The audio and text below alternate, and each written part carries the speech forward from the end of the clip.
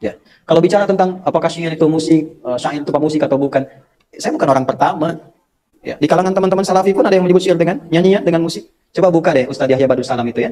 Itu punya kajian. Bahkan dia nulis status tanggal 3 September 2018 itu ada statusnya. Ya, bagi yang masih suka musik bla bla bla, terus mengutip hadis Al-Bukhari tentang syair diterjemahkan dengan nyanyian.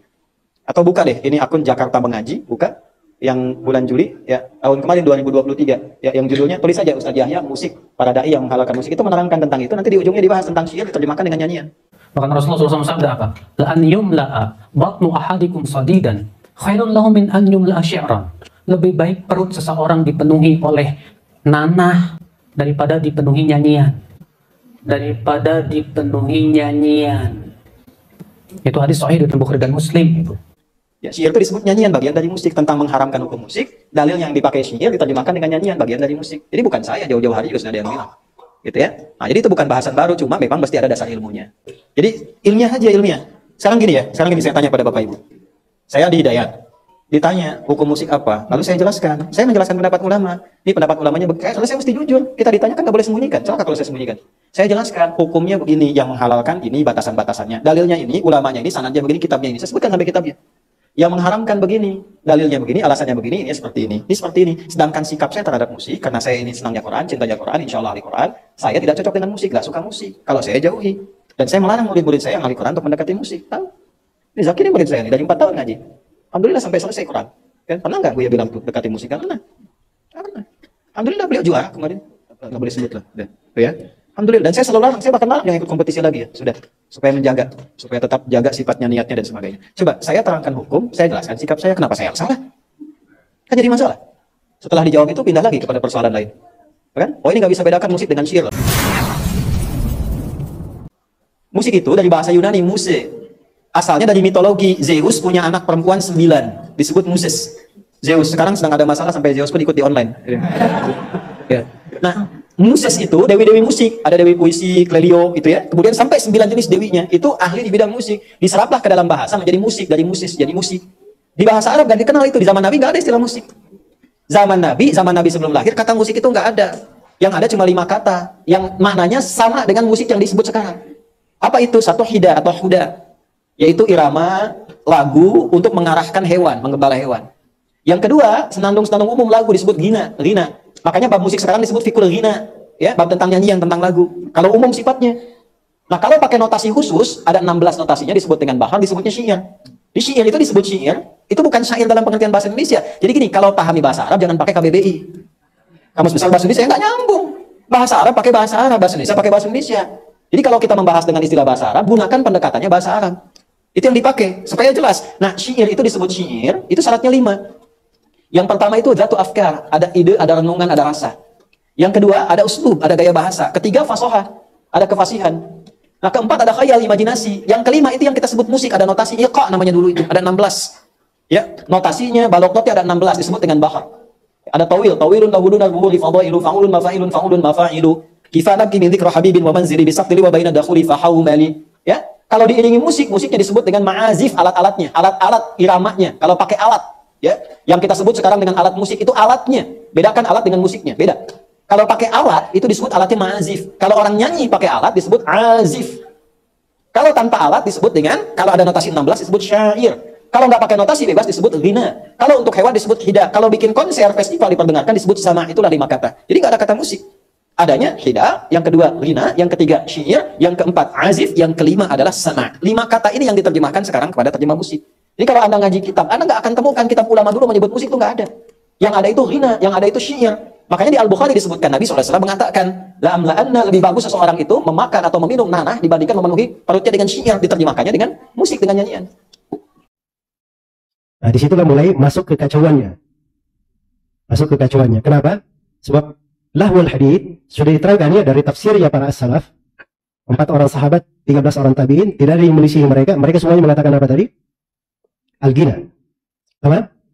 Sekarang al-ghina ini katanya itu diperkecualikan, ada yang dikhususkan. Nah, cara mengkhususkannya dengan ayat di surah Asy-Syu'ara. Nah, sekarang menghubungkan seperti ini, cara menghubungkannya. Siapa yang mendahulunya?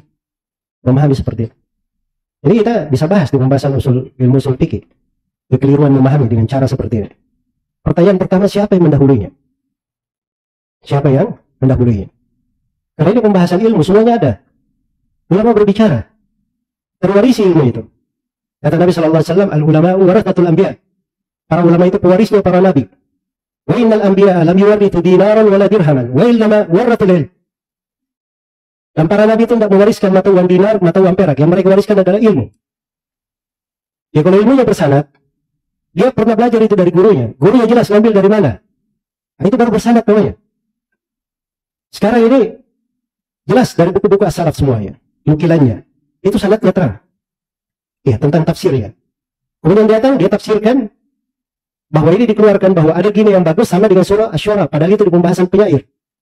Di pembahasan apa? Penyair. Dengan alasan bahwa syair itu musik. Berarti syair sama dengan gina menurutnya. Dan dua-duanya bisa diartikan sebagai apa? Sebagai musik. Baik. Kalau gina diartikan musik, saya kasih jempol. Bagus. Tapi syair diartikan musik, ini pembahasan yang akan kita bahas. Jelas ya? Nah, cara untuk menghubungkan antara dan itu nggak ada. Dia tunjuk, dia bawa buku. Bawa buku ya. Ya katanya bawa 2 buku. Sebenarnya disebut 3 buku ya. Disebut. Buku yang pertama, namanya, dia bacanya kalau nggak salah, Mirwajud Dhahab bacanya. Tapi saya nggak ngerti juga kok dibaca Mirwajud Dhahab ya. Kalau dari Raja ya Ruju, itu bukan Mirwaj bacanya, harusnya Marwaj. Sebab bukunya kan setelahnya Wa Ma'adin Al-Jauhar. Nah, itu kalau di bahasa Arab tidak dibaca Mirwaj, tapi dibaca Muruj. Jamak dari Marjun, Maraja yang Ruju. Itu ada dalam Al-Quran. Marajal Bahraini Yaltaqiyan Fi Amrin Marij. Itu kata apa? Maraj. Maka tidak dibaca Mirwaj. Kalau dari Raja yang Ruju, itu pun Raja yang Ruju, nggak tahu, saya bukan ahli bahasa Arab ya. Tapi setahu saya itu nggak benar. Harusnya dibaca Marwaj kalau Raja yang Ruju. Tapi kalau Muruj itu dari Maraja. Muruj. Nah itu baru benar maknanya. Murujud Dhahab. Lahan-lahan yang ada emasnya. Gitu. Nah, Wa Ma'adim Al-Jauhar. Dan tambang-tambang permata. Itu baru menyambung. Ya, dan buku ini ditulis oleh Al-Mas'udi. Al-Mas'udi itu baca buku Syiah di berbagai tempat akan disebut di situ. Mas'udi, tokoh Syiah Ithna Asyariyah. Jelas ya? Bukunya Tarikh Sejarah. Saya nggak tahu apa yang mau dibahas di situ. Diambil dari buku itu kaitannya dengan musik. Mungkin saya juga nggak paham ya. Dia bacanya dari situ apa? Karena dia singgung setelah itu penyebutan kakek Nabi yang ke-17, Mudhar. Itu pun dia sebut namanya keliru. Kakek Nabi yang ke-17 dia sebut Nizar bin Mudhar. Padahal harusnya Mudhar bin Nizar bin Ma'ad bin Adnan. Jelas ya? Tapi itu kita anggap biasa ya, lumrah itu salah ucap. Baik. Mudhar katanya ini orang yang paling pertama melakukan apa? Udah. Jatuh, kemudian dia bilang apa namanya? Wa yadaya gitu ya. Akhirnya orang-orang saking bagusnya suaranya orang datang. Ya itu disebut di kisah-kisahnya ya. Di pembahasan tarikh terkait dengan sanad-sanad seperti itu tidak terlalu dibahas benaran oleh ahli hadits. Tapi di kisah sejarahnya katanya seperti itu. Dan disebut juga sejarah itu oleh beberapa orang. Ya disebut oleh Ibnu Khaldun dan selainnya. Tapi kalau ingin sejarah, ngapain baca dari buku seperti itu? Buku sejarah itu banyak kalau mendapat cerita yang kayak seperti itu. Ini di satu metode pembahasan ilmiah, itu namanya bahthun muhaqqaq. Kalau orang bahas itu tahu, orang yang punya kapasitas ilmu tahu cara membahas di mana. Dia mau cari akar bahasa, dimanapun bahasa itu berada, dia tahu cara mencarinya. Nah, itu baru mengerti cara pembahasan apa. Ilmu itu disebut apa tadi? Oleh Ibnu Taimiyah, bahthun muhaqqaq. Iya. Baik. Terus buku yang kedua, itu buku punya Abdullah bin Yusuf Al-Judai. Ya saya juga gak ngerti ya, bukunya dia pegang di depannya, dia baca, kok salah namanya? Abdullah bin Mustad siapa gitu dia sebut.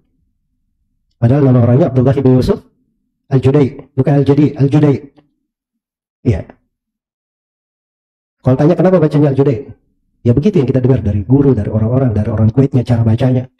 Itu gak ada di buku-buku memang diharokati. Jelas ya? Ada dari ilmu itu, nggak bisa untuk dapat di buku. Dengar langsung. Duduk kepada guru, ya, tahu dari orang-orang di negeri itu. Ketika ada teman-teman yang heran, ya, saya sering baca Abdurrahman bin Nasir As-Sa'di, saya tidak baca Sa'di. As-Sa'di itu bacaan penduduk kampungnya. Syekh Shalih Al-Fauzan baca seperti itu, malah beliau bilang salah kalau baca Sa'di. Orang di kampungnya, tahu nasabnya itu kemana arahnya, itu ada hitungannya, ada pembahasannya. Baik, ini terlalu banyak kita nyerempet ya, pembahasan detail juga ya. Baik, jadi Abdullah bin Yusuf siapa? Al-Judaid. Saya sudah sebutkan tadi ya, ringkasan biografi Abdullah bin Yusuf Al-Judaid. Tadinya keras terhadap musik, bikin tulisan hadits-hadits yang mencela musik. Bagus sekali. Setelah itu melempeng akhirnya di buku dia itu. Nah, buku ini sudah banyak yang membantahnya. Banyak bantahan untuk buku ini. Iya. Dari sudut usul ilmiahnya di berbagai pembahasan. Kekeliruannya di dalam memahami, kekeliruannya di dalam pendalilan. Ya, dan cara paling sederhananya, tidak usah baca buku itu. Kita tadi sudah dengar ayat-ayat Al-Quran, hadits Rasulullah, bagaimana penafsiran para sahabat, ucapan para ulama dalam hadits itu, kesepakatan-kesepakatan, ucapan para imam 4, para tabi'in, apalagi yang dipermasalahkan. Kita sudah tahu dalilnya, penerapannya di tengah para salaf, bagaimana berjalan hal itu di tengah para salaf. Dan itu namanya beragama. Dia belajar Al-Quran dari As-Sunnah, dia ambil Nabi SAW mengajarkan para sahabat mengajarkan kepada para tabi'in, terus sampai kepada hari ini. Kita tahu pengamalannya apa. Itu pengamalan mereka. Dan tidak ada setiap generasi, kalau kita baca ulama yang menukil kesepakatan, kecuali dari generasi itu pasti ada beberapa imam yang menukil kesepakatan haramnya al-ma'azif, alat-alat musik, dan haramnya musik itu tadi. Dengan bahasa yang disebut di tafsir lahwal hadits. Jelas ya? Itu ada kesepakatan pada setiap generasi. Dari abad ke-3, ke-4, ke-5, ke-6, ke-7, ke-8, ke-9, ke-10, ke-11, 12, 13, sampai di abad itu. Para ulama tetap menukil kesepakatan. Jelas ya? Harusnya itu tidak luput kalau pembahasan bahas muhaqqaq seperti itu. Jelas ya? Dan kemudian ada buku yang ketiga, disebut di akhir. Yang disebut penulisnya. Disebut namanya Fiqhu Al-Ghina wal Musiqa fi Mizanil fi Dha'il Kitabi wa Sunnah. Itu karya Dr. Yusuf Al-Qaradawi. Iya. Yusuf Al-Qaradawi, kalau mau tahu ininya, pembahasannya, semua orang memaklumi ya. Orang Palestina aja berjuang sama mereka itu tidak dianggap masalah agama, itu cuma perebutan tanahnya. Ketika Benyamin, siapa namanya, Yahudi ini, menang pemilu dahulu awal kali, kata Yusuf Al-Qaradawi di khutbah Jumat ini, andai kata Allah turun ke bumi mengadakan pemilu, dia tidak akan dapat suara 99,99% seperti Yahudi ini dapat. Itu gaya Yusuf Al-Qaradawi itu. Fatwanya di masa sekarang yang membuat gejolak di negara-negara, pemberontakan, yang disebut dengan nama Rabi al-Arabi, ditegur oleh para ulama bahwa kami ini ingin membuat fitnah di tengah manusia. Berdiri dengan khutbah, karena itu fitnah, biarkan saya menjadi dai fitnah, dan semoga Allah wafatkan sebagai orang-orang yang mengajar kepada fitnah. Jelas ya? Ini orang dari cara menyimbangnya di buku-buku dan karyanya, itu jauh dari keadilan. Jauh dari keadilan. Jadi kalau kita lihat dari buku rujukan, pembahasan ilmiah, ini juga sudah bukan bahas muhaqqaq. Mana buku-buku para salaf tentang alat-alat musik itu? Abu Bakar Al-Ajurri, Imam Al-Baihaqi, Ibnu Abi Dunya. Ini semuanya dengan sanad periwayatan buku-buku ini. Menukil athar dari as-salaf. Kemudian mana buku-buku para imam 4? Murid-muridnya, imam madhabnya. Lalu mana buku-buku dari para ulama yang datang setelahnya? Kenapa tidak dibawakan? Ya kan? Apalagi mengatakan ada 3 pendapat. Jadi sangkaan saya dia sudah baca semuanya. Kan begitu? Kalau begitu 3 pendapatnya dipahami dari mana? Ini sesuatu yang tidak ilmiah namanya. Sesuatu yang tidak ilmiah. Ya kalau dasarnya kembali kepada 3 buku itu. Ini dari kekeliruan ya. Baik, saya selalu sebut ya bahwa kesalahan itu semua orang bisa salah. Ya tidak usah terlalu baper kalau ada yang mengingatkan keliru begini, keliru begitu, nggak apa-apa, anggap saja itu pembahasan ilmiah, diterima. Kita bisa salah ya. Ya, penyebutan syair-syair, wazan-wazan juga ini saya luruskan ya, karena ini ahli bahasa. Saya bukan ahli bahasa ya, tapi saya juga tahu syair gitu. Dan saya juga pernah baca syair di depan menteri. Dan saya diberi apresiasi bagus gitu. Syair dari saya sendiri yang buat. Bisa saya syair, tapi terus terang saya bukan ahli bahasa. Jelas ya? Tapi saya tahu bahwa ini syair kalau dikatakan tala al-badru alaina min thaniyatil wada'i, itu diambil dari Bahrul Madid, itu keliru. Jelas ya? Itu bukan dari Bahrul Madid. Itu dari Bahrul Ramal namanya. Dari Bahrul Ramal. Kata kuncinya kalau dalam ilmu timbangan al-qafi wal arud, dikatakan Ramalul abhuri tarwihi thiqatu. Fa'ilatun, fa'ilatun, fa'ilatun. Iya. Itu Bahru Ar-Ramal. Baik. Jadi kalau disebut di sini bahwa ini asalnya dari Bahrul Madid, dia katakan ini Bahrul Madid talal badru alaina. Mufa'alatun, mufa'alatun, fa'ilatun, mufa'alatun, mufa'alatun, fa'ilatun. Nggak ada wazan seperti itu. Di 16 Bahrul Buhur Syi'riyah. Jelas ya? Dan Bahrul Madid bukan seperti itu wazannya. Wazan dasar yang digunakan di Bahrul Madid itu fa'ilatun, fa'ilun, fa'ilatun. Itu wazannya yang dipakai di Bahrul Madid. Jelas ya? Baik, ini kita bicara syair ya. Ya kalau timbangan ilmu namanya ilmu, ya banyak penuntut ilmu juga banyak yang bicara dan tahu syair-syair begitu. Berikutnya, inti permasalahannya. Apakah benar syair itu harus ada musiknya? Iya. Katanya ada 5 rukun di dalamnya, ada 5 syarat. Ada 5 syarat. Yang pertama afkar, ide, renungan, pikiran. Terus yang kedua uslub, gaya, bahasa. Kemudian yang ketiga al-fasaha, kefasihan. Yang kemudian yang keempat al-khayal, imajinasi. Kemudian yang kelima disebut iqa, musik, iqa, irama, notasi. Dikumpul semua ya. Baik, pertanyaannya dari mana dia dapat ini? Dari mana dia dapat? Kan harusnya disebutkan buku yang mana. Oh, dia bawa 2 buku itu tadi. Itu 2 buku itu tidak ada penyebutan, tidak dari dekat, tidak dari kecil, syarat-syarat syair. Dan tidak pernah 2 buku itu menyebut bahwa syair itu musik. Tidak pernah. Sampai saya bolak-balik 2 buku itu. Barangkali saya ada yang luput. 2 kali saya bolak-balik. Jelas ya? Baik. Ini dari mana mendapatnya? Kalau di ilmu syair itu jelas. Ilmu syair itu mereka definisikan sederhana 3 kalimat saja. Al-kalamul mauzun al-muqaffa. Syair itu ucapan yang ada wazannya, timbangannya, dan berakhir dengan kofiah-kofiah. Nah, itu syair. Jadi cuma ucapan, ada timbangannya, ya, ada timbangannya, itu yang disebut dengan bukur syairiyah, lautan-lautan syair. Terus ada akhirnya, kofiahnya. Jelas ya? Ada akhir dari kofiahnya. Ya ayyuhar rajulu al-muallimu ghairahu alla li nafsika kana at-ta'limu ibda bi nafsika fanhaha an ghayyiha fa idza intahat fa anta hakimu. Ini akhirnya mim. La tanha an khuluqin wa ta'ti mithlahu arun 'alaika ila fa'alta 'azimu. Jelas ya? Syairnya Abul Aswad Ad-Duali, pencetus ilmu nahwu. Syair bijaksana. Ini akhirnya mim semua. Itu kopiah namanya. Jelas ya? Ada wazannya. Iya. Itu disebut mauzun. Dia punya wazan, punya timbangan. Iya. Di bab pengharaman dengan kasus tertentu. Jelas kan sampai sini? Nah, jadi kalau Anda katakan cari surat pemusik sampai zaman Nabi, yang akan ditemukan. Karena orang dulu nggak kenal namanya musik. Kalau syu'ara kenal. Syu'ara itu jamak dari syair. Syair itu yang memiliki syair, yang pakar di bidang syair. Syair itu jenis musik nomor 3, tingkat paling tinggi. Karena yang bisa syair harus bisa 16 notasi. Kalau nggak bisa itu nggak bisa masuk kategori syair. Orang disebut syair. Nah, syair ini bahasa Arab, bukan bahasa penyair bahasa Indonesia. Kalau penyair orang Indonesia ya bahasa Indonesia itu yang bisa saja. Ya, karyanya untuk saja, yang iramanya rima, itu bahasa Indonesia. Kalau bahasa Arab disebut syair itu dia kalau ada notasinya, ada iramanya, ada iqa'nya. Ilmunya disebut dengan arud. Nah, saya alhamdulillah itu S1 itu jurusannya di situ. Bahkan kami menulis buku tentang arud, namanya Minhatul Jalil fi Ta'rifi Arudil Khalil. Tapi kalau beda memahami, nggak apa-apa. Saya memahami seperti itu. Syu'ara itu bukan cuma penyair, tapi penyair yang tahu tentang musik, disebut musisi. Kalau Anda menafikan definisi ini, Anda nggak akan pernah tahu hukum musik. Coba saya balik tanya, apa hukumnya musik? Anda bilang halal, Anda bilang haram. Temukan kata musik, langsung disebutkan musik haram, musik haram, musik halal. Temukan kata musik di Quran dan di hadis, nggak akan ketemu. Karena semua hukum yang terkait dengan kata musik itu 5 katanya. Hida, ghina, syiar, azif atau ma'azif, yang kelima sama. Nah, itulah yang diterjemahkan ke dalam bahasa Indonesia dengan musik sekarang.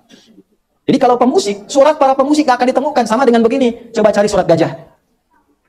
Surat gajah cari. Sebutkan kitab-kitab ulama salaf yang menyebutkan kitab surat gajah. Gak akan ditemukan. Ibu jawab alfil itu bahasa Arab, Bu. Alfil, alam tara kaifa fa'ala rabbuka bi ashab. Alfil itu artinya gajah. Jadi kalau Anda sebut surat gajah pakai bahasa Indonesia. Satu namanya. Tapi kalau Anda alfil merujuk pada bahasa Arabnya. Ada nggak surat sapi betina? Silahkan cari, itu terjemahan. Nah, itu logika yang sama. Coba sebutkan, ada nggak misalnya surat musik dalam Quran? Sampai ujung dunia pun dicari, Anda nggak akan temukan, itu terjemahan.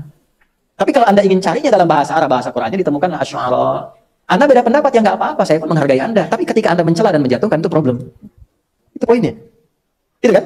Saya punya dalil, Anda punya dalil, kita punya latar belakang, kita belajar. Beda pendapat, biasa saja. Tapi ketika mencela, menuduh, maka ini konsekuensi yang tadi. Yang paling bahaya itu begini. Saya menjelaskan nama surat, lantas dibawa nama itu sebagai sebuah legalisasi seakan-akan saya menghalalkan. Ustadz ini nyebut surat pemusik dan disimpulkan dia menghalalkan musik. Ustadz, ini nyebut surat pemusik dan disimpulkan dia menghalalkan musik. Itu tanggung jawabnya di hadapan Allah berat sekali itu. Tapi maksudnya bahwa seseorang itu ketika memberi syarat-syarat seperti ini, itu harus jelas dari mana asal usulnya. Harus dia terangkan sumbernya dari mana. Nah, ini tidak ada yang mendahului. Sekarang tunjukkan. Baik, selesai kita sampai situ dari sudut bahasa kan. Sekarang pembahasan berikutnya. Kita masuk di kaidah ilmu tafsir. Sekarang dia tafsirkan wasyu'ara'u yattabi'uhumul ghawun. Para penyair itu diikuti oleh orang-orang gawun. Gawun ini orang-orang menyimpang.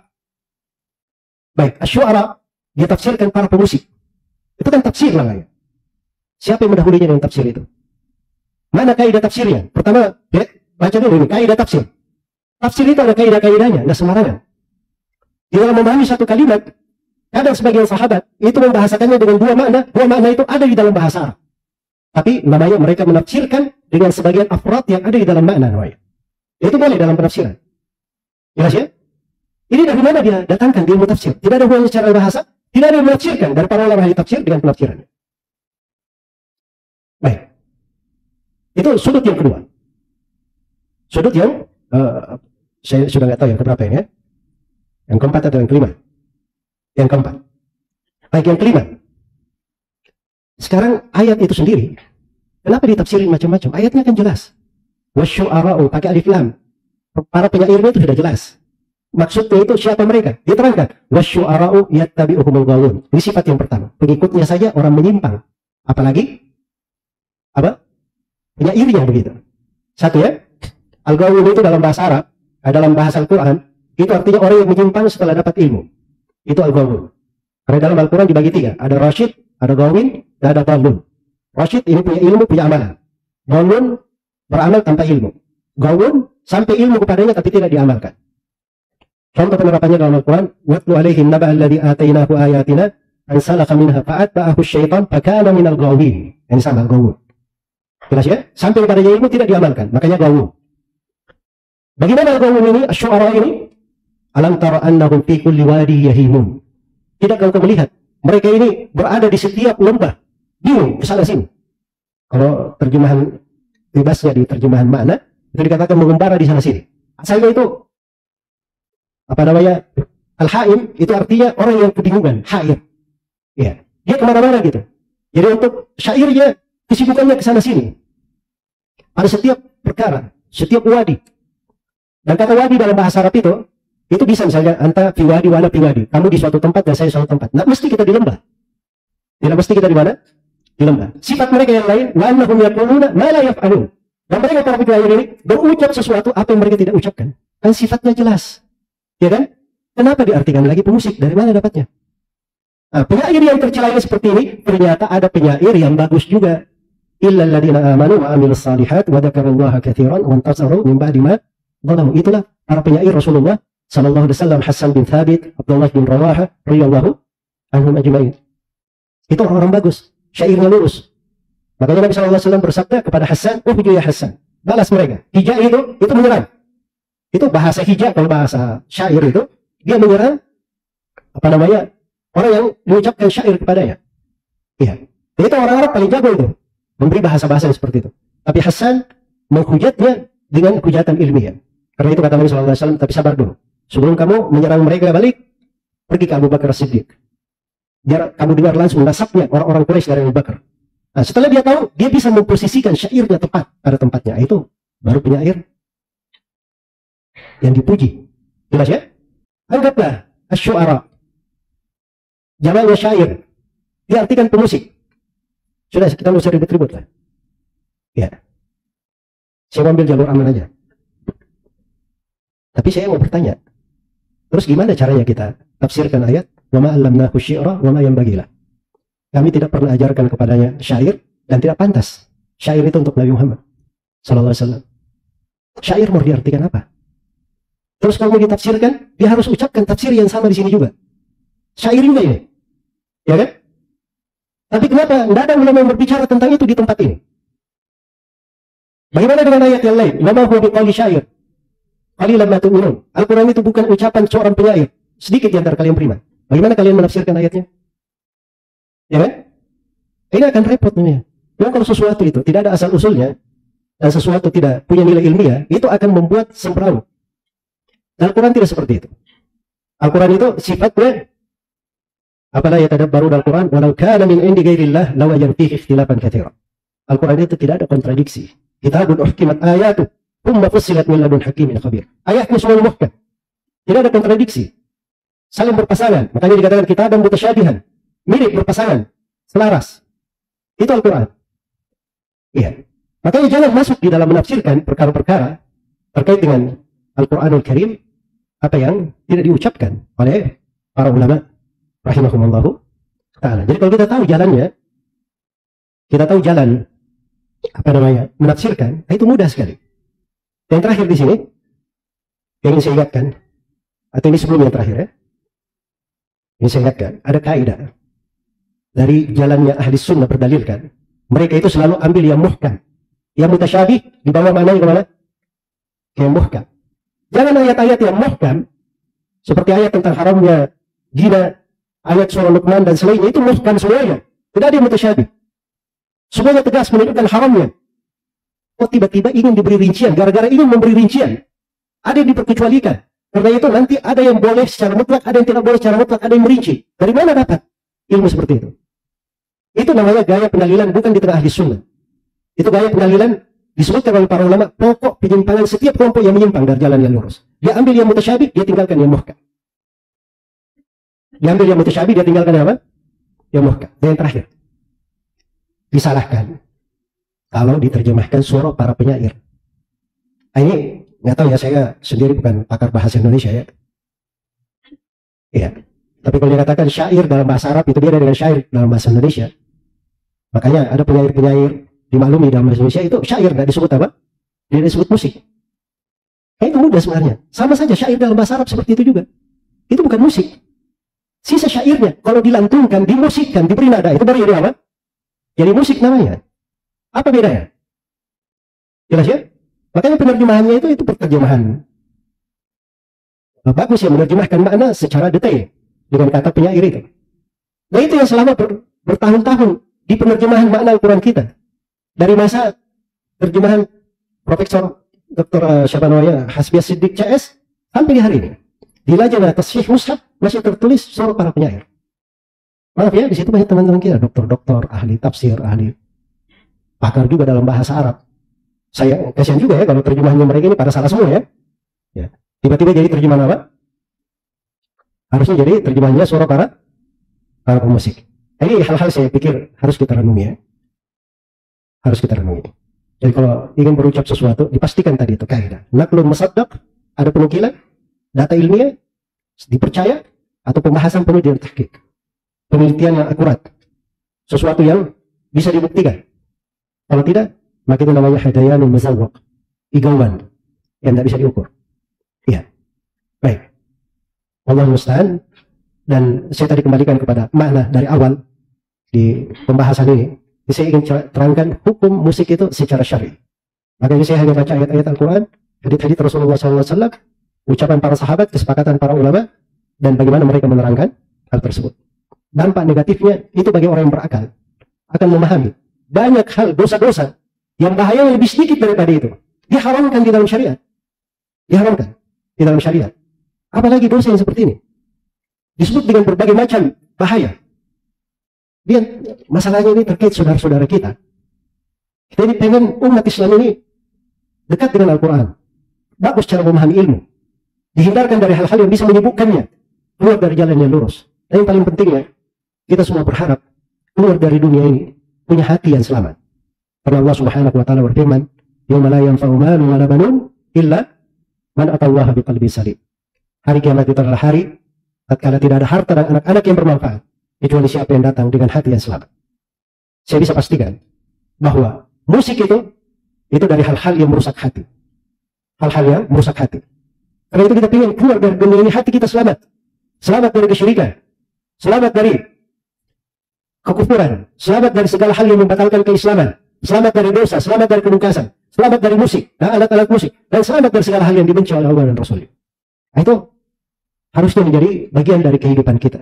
Semoga Allah Subhanahu wa taala memudahkan kita bertemu di masjid yang baik ini, di suasana pembahasan ilmiah. Semoga Allah selalu mempertemukan kita di dunia ini di atas kebaikan dan menjadikan kita semua sebagai hamba-hambanya dan selalu diberi taufik, diberi rahmat, dibersihkan hati-hatinya, dan digolongkan kepada orang-orang yang menghadap kepada Allah pada hari kiamat dengan hati yang selamat. Dan semoga Allah Subhanahu wa Ta'ala memuliakan kita semua, melihat wajah Allah telah di kemudian hari di sorga sebagai orang-orang yang bersaudara, berada di atas dipan-dipan, paling berhadapan, sebagai orang-orang yang cinta mencintai karena Allah dan Rasulnya. Innahu waliyyu dzalika wal qadiru alaih, wallahu ta'ala alam.